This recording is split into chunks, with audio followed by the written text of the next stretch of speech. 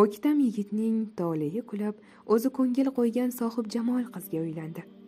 Uyda kelin-kuyov va qaynona baxtiyor hayot kechira boshladilar.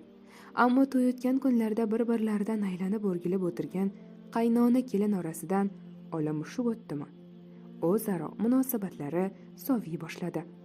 Ular tamoman boshqa tabiatli ayollar ekani kundan kun ravshan bo'la boshladi.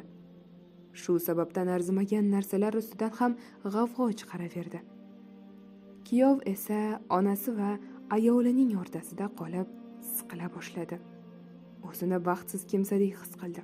Kelinchak bu tarzda boshqa yashab bo'lmaydi degan qarorga keldi va bolaligidan beri yaxshi biladigan o't-giyohlar bilan davolaydigan bir tabibning huzuriga bordi va unga dardini daston qildi.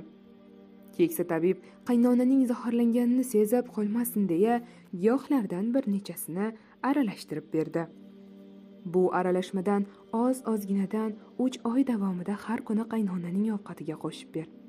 Sendan hech kim shubhalanmasligi uchun unga shu qadar mehribon bo'lki, har doim tilingdan bol tomib tursin.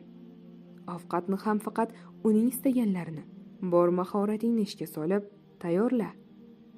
Uni rostdan ham yaxshi ko'rishing, barcha harakatlaringda ko'zga tashlanib tursin, dedi. Sevinchi ichiga sig'may uyiga qaytgan kelinchak tabibning maslahatlarini bekam ko'z bajara boshladi. Har kuni qaynonasi yaxshi ko'rgan taomlarni shirindan shirin qilib pishirardi va uning kosasiga ozgina dori qo'shib qo'yardi. Biror kishi shubhalanib qolmasin deya unga juda yaxshi muomala qilardi. Oradan bir necha kun o'tib qaynonasi ham o'zgarib qoldi va unga qizidek muomala qila boshladi. Uyda hamma baxtli bo'lib qoldi. Kelinchak o'zini aybdordek his qila boshladi. Paytini topib tabibning huzuriga borib, undan onasidek mehribon qaynonasini zaharlagani uchun pushaymon ekanini aytib, o'sha zaharni kesadigan dori tayyorlab berishni iltimos qildi. Kelinchak qaynonasining o'lishini endi istamayotgan edi. Keksa tabib qarshisida chin pushaymonlikdan ko'z yoshi to'kib turgan kelinchakka qarab turib jilmaydi va "Xavotir olma qizim. Senga bergan aralashma turli vitaminlar edi. Ular qaynonangning qonini tozalab, yanada sog'lom bo'lishiga xizmat qiladi. Haqiqiy zahar esa sen bilan qaynonang o'rtasida edi.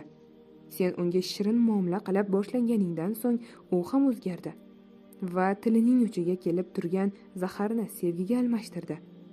Shu tariqa orangizga kirib olgan zahar o'z o'rnini mehrga bo'shatib berishga majbur bo'ldi va siz qaynona kelin emas, ona bola bo'lib qoldingiz.